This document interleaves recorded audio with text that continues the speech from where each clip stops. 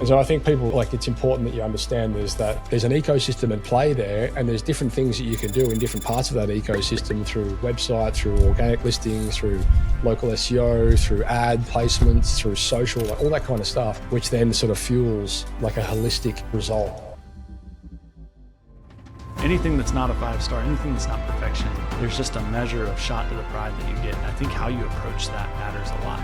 The more reviews you have, the better off. The higher rating reviews you have, the better off. But then there's this like weird variable in there that maybe if you have the same number of reviews as your neighbor, but you're a 5-star and they're a 4.9 star, the 4.9 star actually might get the nod. And that's what I think you were getting at. Is authenticity in the composition of your reviews is really like the measure of your true quality. We want real people that are real customers leaving you honest feedback.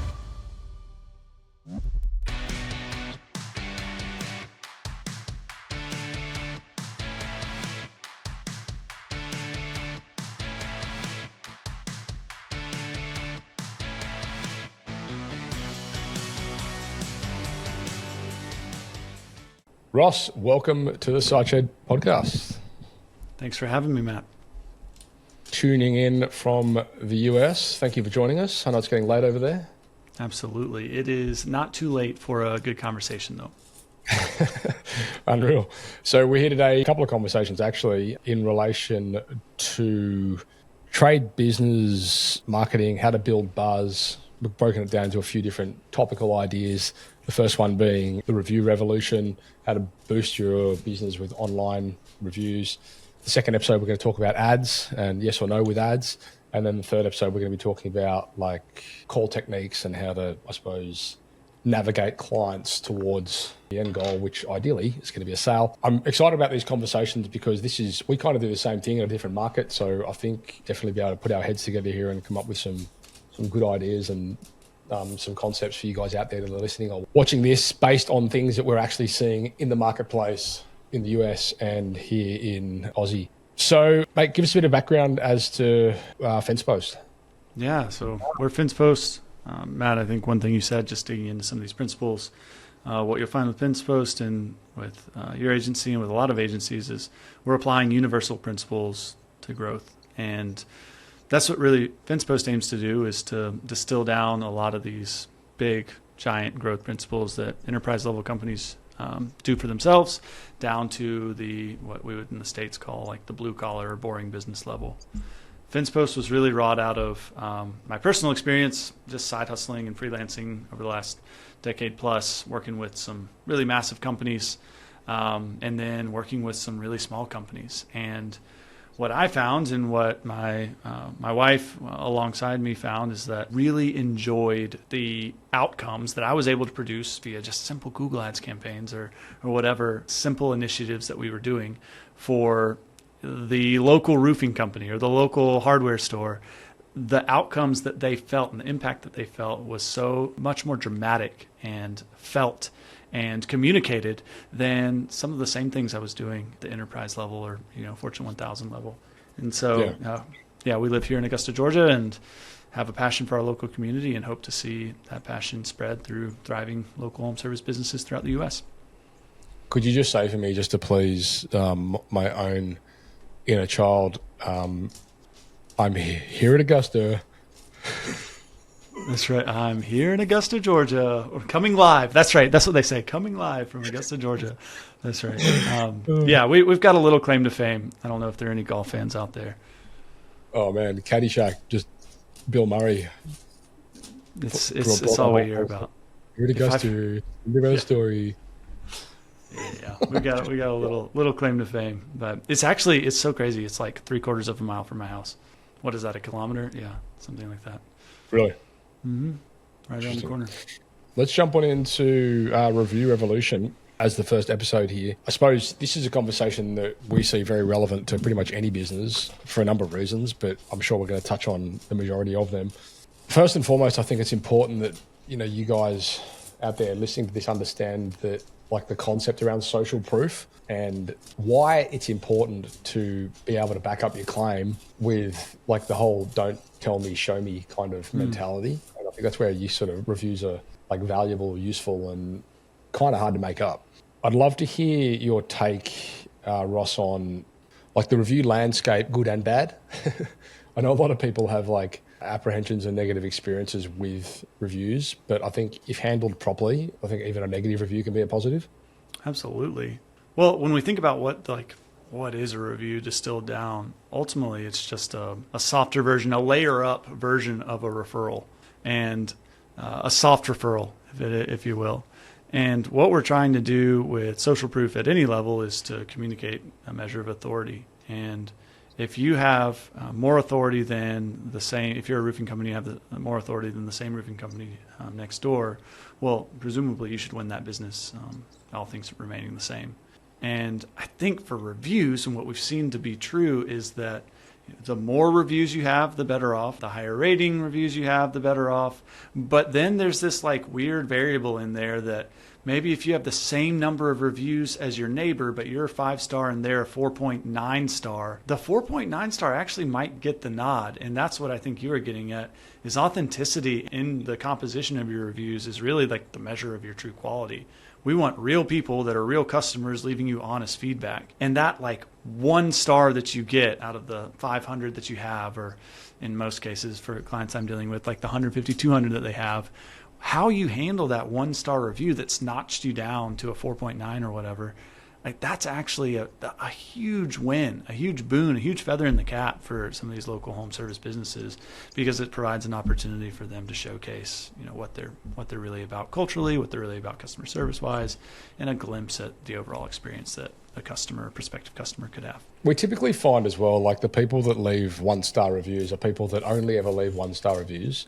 That's and true. we've did episode and we've got some training in our portal about it actually on how to handle them, because like we had a scenario where we were recruiting for a position. I showed you just before our recruitment process. It's pretty long and extensive by design because it's meant to filter out, I suppose, at least highlight the true person. And in this instance, it certainly did that.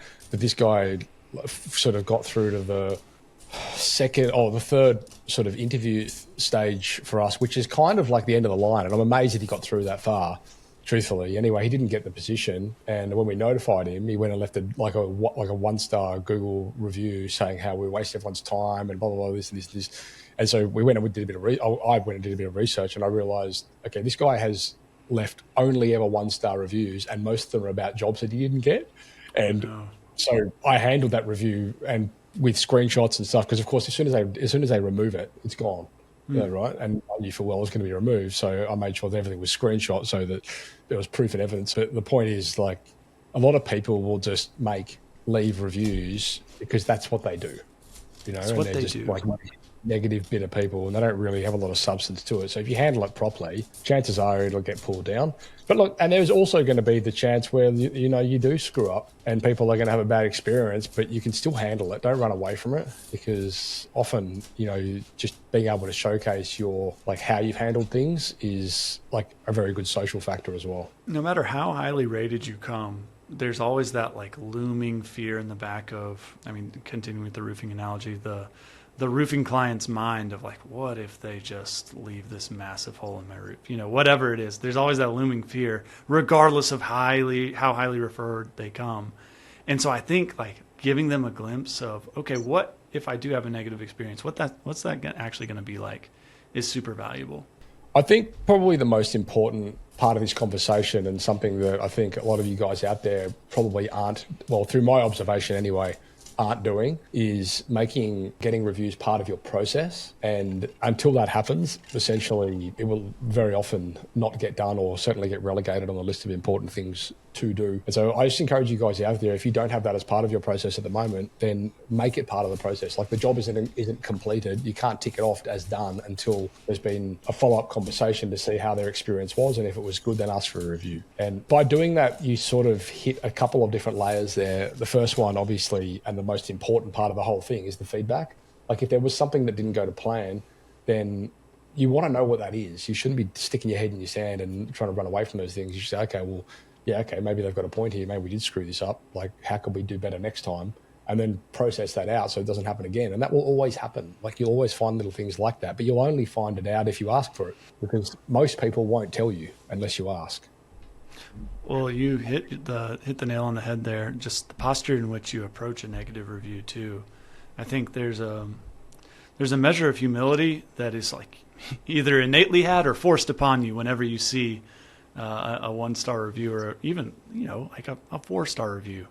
Anything that's not a 5-star, anything that's not perfection, there's just a measure of shot to the pride that you get. And I think how you approach that matters a lot. And framing your mind before you go to address that, whether it's with your team or with the customer themselves, it's really important, because that's a make or break moment. It's a very public make or break moment. Yeah, and I think like a lot of people will leave reviews out of anger and out of like they'll be quite reactive with it. However, if it's handled properly and it brings like full circle, like an opposing argument, then very often, like once the steam settles, they can sort of see the other side of the argument, then it does become more of a digestible conversation, which normally ends up in, well, often anyway, ends up in reviews being removed altogether. True. Bad reviews anyway. So, I mean, we had this conversation with like a client of ours over in Kansas, actually. Shout out Mike, you probably listen to this, but like that's happened with my first experience with Mike was a negative review that came through. And when we handled it, they ended up being a client for years, so like it was just about how you handled that conversation, which makes the difference. And now we're good mates. Yeah. Anyway. That's wonderful.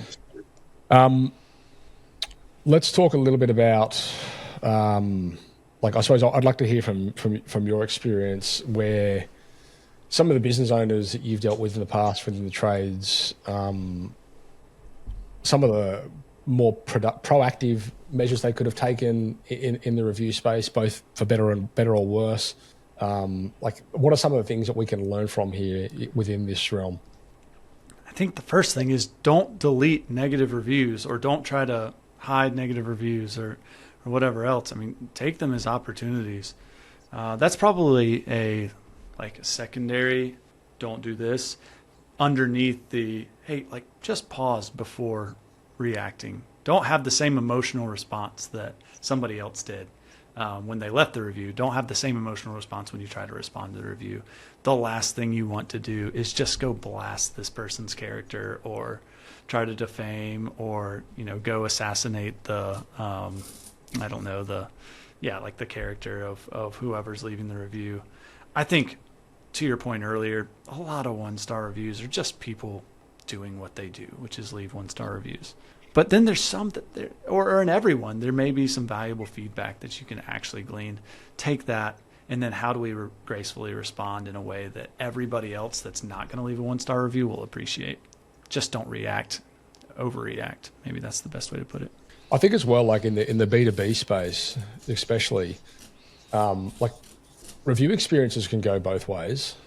And sometimes like we have some, commercial clients that work in the commercial space and in the industrial space and things like that. And like a negative review that they might receive also most likely has a negative review that they're about to receive based on a professional experience with that business as well. So that definitely can become part of the dialogue where you're like, well, I appreciate that, this was your experience. This is my experience working with you guys. And like that dynamic also changes a lot of opinion, because then all of a sudden it's like, well, now like it's not like the nuclear arms race. Yeah. The Cold War. Yeah. And so, but again, I think typically like these things come down to like people just being reactive and, sometimes hot-headed. Yeah. I think like there's a lot of businesses, in the States we call them boring businesses. And that's really because, they're like not SaaS companies or fintech or whatever else. And, a lot of boring businesses, I mean, they're just people that understand and know, right? Like we are these people that have been there before, and we just understand and know a trade and then go start a business that people want for it. And a lot of times we didn't do that by being defamed, or, like we did that with a certain measure of pride. And I just know that as we get to this level and we have more than like our own pride to measure and take care of, we actually get to champion those core values and what we're really about in a way that is beyond ourselves. And that gets showcased when confronted with somebody that's taking a shot at that pride. Yeah, I guess there's issues too. Like, there's so many review platforms out there now, and one of my buddies, Zach, who's got probably the largest home service business in Australia, with close to 200 staff. Like even he was saying really a couple of years ago, the problem is a lot of these review platforms come up out of nowhere. They're based offshore. They create a profile for your business, and then people start negative reviewing it or whatever, just reviewing it in general, and like all of a sudden you're forced to respond on this platform that you never wanted your business to be listed on, and then you can't get it removed because it's offshore, and it's just like a lot of it's sort of like heavily working against the business. And so I think a lot of people will just, for better or worse, gravitate back to Google reviews as being the platform of stability. But the true problem with Google reviews is it's very hard to get a review removed. I mean, there's all these like black hat, businesses out there that'll do it for $5,000 to remove a review and all this kind of stuff. I don't know how the hell they do it, but apparently it works. Yeah, I'm guessing they've got someone in Google that's clicking buttons and shouldn't be. But the point is, it's very hard to get them removed. So it very much comes back down to how you handle them. I mean, we get this all the time from clients. Like, we had this review. I don't even know who this person is. Like, we've done no work for them or anything. And there's not really anything that we can do as their provider except lodge a complaint. And very often, what the support is like at Google. Like, it's dismal, to say the least. I do think it's getting better, but you're right. It is. Well, I mean, my only hope is that, the problem, of course, with Google Business Profile is it's free, and anything that's free doesn't really have support. So my hope with it is they actually do start monetizing it in some way. And I believe they probably end up. They kind of are already. Now you can run ads in Google Map listings and that kind of stuff. Like, it's sort of there, but the real estate for Google Business Profile is just insane. Like, why they've got this prime real estate and it's essentially free is lending me to think that they will eventually monetize that real estate, because it's prime real estate. Like, it shits all over regular SEO listings, at the moment. For sure it does. And truthfully, living directly under sponsored links, it's kind of like it's by far the best organic, real estate on Google's interface. For sure. So it better be great, right? It better be great. Yeah, exactly. Like, I'm sure people would be stoked for them to actually monetize it and then offer some level of support with it. I know in North America you've got your local service ads and things like that as well, which we don't have over here. You guys don't have local service ads? No. Oh man, no. Google guaranteed it's the game changer. Yeah, that's right. From that, they're pretty poor quality, but you can dispute them. So there's that. Yeah. So, there are things, I suppose, that they're testing, but I think as well what we're going to see with the whole Google rebuild, like, it's going to be a completely different landscape, but without going down a rabbit warren and a completely different tangent. Like, Google that we're looking at today is going to be significantly different to Google that we're looking at in 5 years. Which is ironic, because the Google that we're looking at today is pretty much identical to the Google that we were looking at 15 years ago. Like, it hasn't really changed much, and that's why it's such a bucket of shit, in the interest of the user experience. But that's what they're sort of out to change, and that's what AI, I think, is bringing to the table with that equation. So yeah, we'll see. There's a lot of interesting things on the horizon in the space of how we use search. I think it comes back to consumer behavior, though. I am very confident that the average Australian customer that's in the market for a new roof is very different from the southeastern United States customer that's looking for a new roof. And I can tell you today, the first thing that they're doing, if they haven't gotten a referral from somebody else, is they're going to Google and saying roofer near me. That's how we're finding. Yeah. But the point is that exists because that's how it's always been for the last 15 years, right? Like, it hasn't really evolved. That's true. But now we've got this implementation of, even, AI, where you can literally talk to Google, you can ask it a question, and it will serve you a response without actually going into a search. And that's a game changer, right? Because now you're like, well, we don't actually have to, no one's actually clicking on this anymore. It's just Google itself is giving us the response to the question we've asked it without actually having to go to the location, which was what we've always have done. So things are going to change a lot. It's going to change a whole lot. I think you're right. But one thing that probably won't change is going to be gaining reviews and how to handle them. I would agree. I think like humanizing, right? Like that's like the humanizing element. Yes, that's exactly right. And that's why I think we see this resurgence back to, blue collar America too. And I don't know if Australia experienced the same, but I mean, these blue collar businesses are exciting because they're tangible. And I'm from this millennial generation, and like we want to support local, and we want to feel things, and we want to support craft and all that sort of deal. And like what's common in all of those desires is just the human experience and actually having some level of relationship with whether it's the craft or the person selling the craft or whatever else. And I think a review represents just a small part of that. So anyway, I guess like from my point of view in perspective in wrapping this episode up before we jump into the next one, what I would encourage you guys first and foremost is just to make a feedback loop part of your process with your projects. And whether you have that as like a happy call system where like a manager calls the client to find out if they had a good experience at the end of the job or whatever it might be, like find out some way to get that feedback loop, because that is an important part of the next step, which is, well, if they've had a good experience, like why not ask them for some like a review? And like I know that's like deemed review gating or whatever, but like whatever, like the point is like ask the question, and then if they've had a good experience, ask for a review. Ask for the review, number one thing. And there's a lot of technology out there that can make it really easy. There's billions of them, actually. Probably not billions, but there's a lot. So yeah, that can definitely streamline things. But the point is make it part of the process, because until it's part of the process, then you can find technology which can, help with that, streamline that process. But don't overthink it. Just make it part of the process. Anyway, cool. Let's wrap this one up, Ross, and we'll come back with episode 2 where we're going to be talking about whether or not to use ads. That'll be a good conversation, because I think a lot of people are sort of sitting on the fence with that one. Agreed. I have a lot of feedback on that as well. So, yeah, mate, good to chat. Any questions for you guys out there listening or viewing, hit us up wherever you see this podcast come through, comments in social, reply to emails, whatever you want to do. And while you're here, actually, if you're not in our Facebook group, head across to the SiteShed Facebook group and join that. There's a lot of cool content and resources and stuff we're starting to pump back into that group now. So, yeah, get over there if you're not there already.